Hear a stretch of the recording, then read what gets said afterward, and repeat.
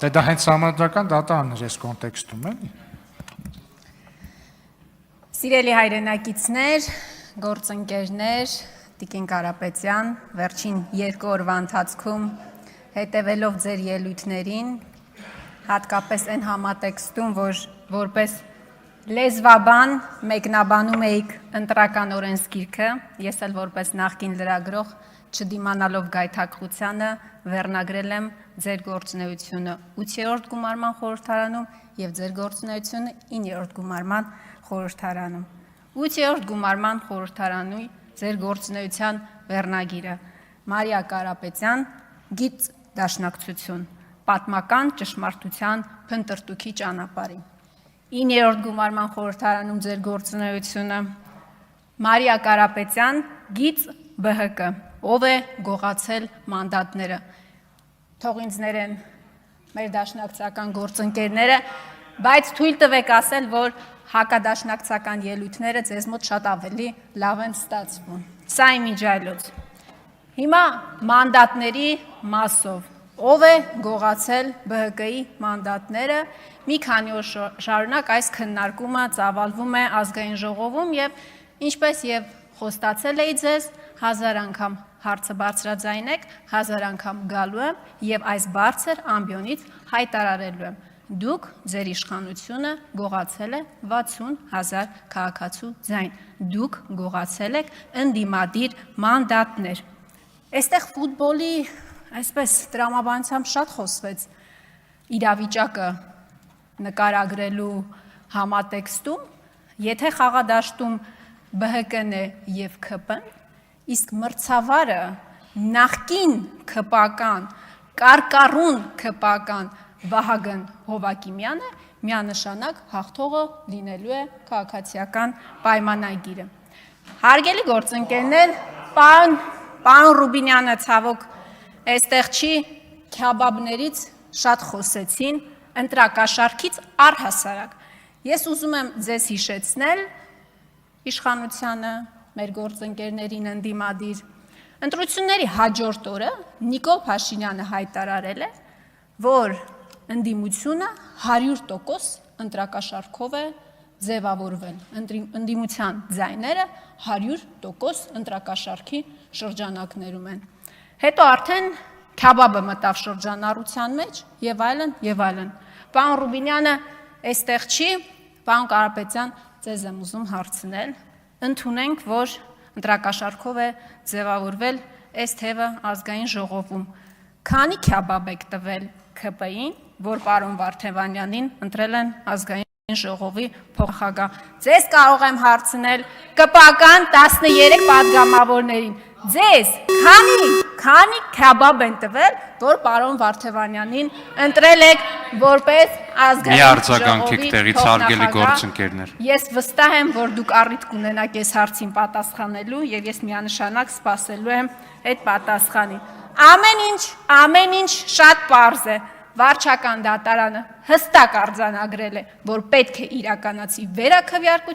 վերաքվյարկություն չի արձանագրել։ Դուք մեջբերում եք սահմանադրական դատարանի որոշումը։ Մենք ընդդիմությունը ի սկզբանե սահմանադրական դատարան դիմելուց առաջ հստակ հայտարարել է, որ որևէ ակնկալիք չունի սահմանադրական դատարանից։ Մենք մեր հանրությանը չենք խաբել։ Մենք հստակ ասել ենք, որ այն բոլոր ընտրակեղծիքները, այն բոլոր խախտումները, որ եղել է ընտրական process-ի ժամանակ, այս process-ը հնարավորությունը հանրությանը դա ցույց տալու համար։ Կներեք, դուք կարող եք Սեդա Սաֆարյանից ակնկալիքներ ունենաք, բայց մենք Սեդա Սաֆարյանից ակնկալիք չենք ունեցել։ Դրա համար դիմել ենք, որ Սեդա Սաֆարյանը չմասնակցի քննությանը նյութի, բայց այդպես չի եղել։ Տիկին Կարապետյան, վերադառնանք մեր երկխոսությանը, դուք շատ հետաքրքիր մի բան երեկ ասեցիք, ասում եք, առաջարկում եք, որ քաղաքակրթությունը դադարենք վերագրել արևմուտքին, իսկ բարբարոսությունը արևելքին։ Ես համաձայն եմ ձեզ հետ, իսկապես համաձայն եմ,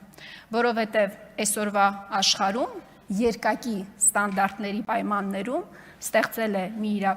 է մի իրավիճակ, երբ որ օրինակ հավաքական արևմուտքի համար Ուկրաինայի երեխաներ են, Գազայի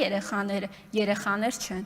Օրինակ Գազայի դեպքում առավելագույնը, որ անում է օրինակ Եվրամիությունը անդամ երկրները, դա հումանիտար օգնությունն է, նվազագույնը դա խորը մտահոգություն հայտնելն է։ Ուկրաինայի երեխաների պարագայում իհարկե զենքի վաճառ, տնտեսական պատժամիջոցներ, ձերբակալության օրդեր եւ այլն։ Ինձ շատ հետաքրքրեց ձեր այդ առաջարկությունը։ Ժողովրդավարություն, մարդու իրավունքներ, այն բոլոր արժեքները, դասական պատկերացումները արևմուտքի մասին եւ իր դավանած արժեքների մասին, որ մենք ունեցել ենք, ես համաձայն եմ ձեզ հետ, որ դրանք այլևս քննարկման առարկա պետքա դառնան։ Բայց ես առաջարկում եմ այդ դիլեմայից դուրս գանք,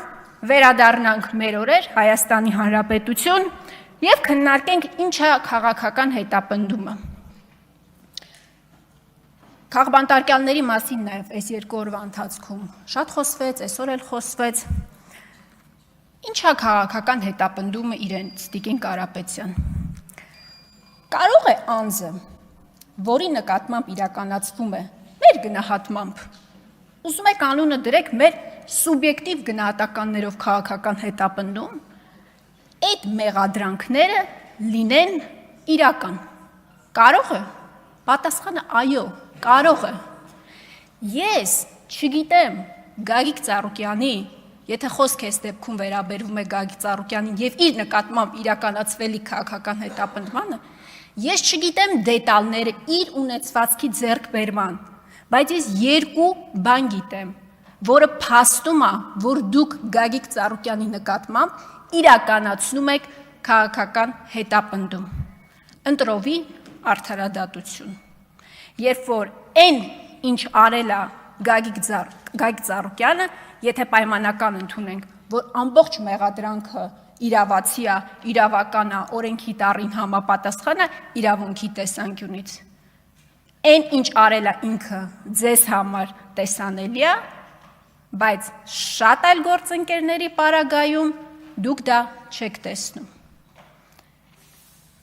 Հաջորդը քաղաքական մոտիվացիան, Տիկին Կարապետյան։ Ոնց է ստացվում, որ դուք արդարադատություն եք իրականացնում, ճակերտավոր արդարադատություն եք իրականացնում անձի նկատմամբ, երբ մարդը սկսում է զբաղվել եւ ներգրավում է քաղաքական process-ների մեջ, դրանից առաջ կամ դրանից հետո։ Այս ամբողջը փաստում է, որ եթե անգամ մեղադրանքների մեջ ճշմարտացիություն կա, այն process-ը, որը որ դուք իրականացնում եք, դա քաղաքական հետապնդում է։ Ես մի քանի տերմիններ եմ առանձնացրել ձեզ համար։ Անձնական եւ ընտանեկան կյանքի իրավունք, մասնավոր կյանքի անձեռնմխելիության իրավունք, կրոնի ազատության իրավունք, անմեղության կանխավարկած, անձնական տվյալների պաշտպանություն, կանանց իրավունքների պաշտպանություն, ծանոթ են, չէ՞, այս բոլոր տերմինները ձեզ ծանոթ են, չէ՞։ Դուք տարիներ շարունակ մինչև պատգամավոր դառնալը կամ գուցե հիմա պայքարել եք, չէ՞ դրա համար։ Սա գիտեք ինչ է։ Քննչական կոմիտեի մեկ էջանոց հաղորդագրությունն է, որտեղ այն 6 իրավունքները, որոնք ես շարադրեցի եւ որոնց համար դուք կենացու պայքար եք տվել ձեր հասարակական, քաղաքական գործունեության ընթացքում, խախտվել են։ Տիկին Ջուլհակյանը ասում է, որ ես դատապարտում եմ, ողջունում եմ, որ դատապարտում եք, Տիկին Ջուլհակյան, բայց դուք շատ ավելի կարևոր մի բան ասեցիք։ Ասում եք, որ ես չեմ կարծում, որ դա միտում է, իսկ ես կարծում եմ, որ դա միտում է։ Որովհետև դուք մարդուն ոչ միայն ունեզրկել եք, մանդատները գողացել եք, հիմա էլ ուզում եք բարոյապես մարդուն ոչնչացել։ Անձամբ ձեզ նկատի չունեմ, ձեր իշխանությանը նկատի ունեմ եւ ձեր իշխանության ղեկավարին նկատի ունեմ։ Դուք մարդուն հիմա բարոյապես ուղղակի ոչնչացնելու գծի մեջ եք, որովհետև դուք չունեք կարմիր գիծ, որովհետև այն հետապնդումները, որ հիմա իրականացվում են Ծառուկյանի նկատմամբ, դեպքում դուք եթե ասում եք, որ դա ոչ պրոֆեսիոնալիզմ է, դուք ընդամենը մի բան ունեք, ամբողջ ֆրակցիայով հավաքվեք, զանգեք Նիկոլ Փաշինյանին, ներկայացնեք ձեր դիրքորոշումը եւ առաջարկեք ոչ պրոֆեսիոնալ ՔԿ նախագահին ազատել աշխատանքից։ Իսկ առհասարակ ես վերջին օրերին գիտեք ինչ եմ մտածում, ավարտում եմ 3 վայրկյան։ Դուք իրականում վերածվել եք այն քաղաքական հրեշին, որի դեմ տարիներ շարունակ պայքարել եք։ Շնորհակալ եմ։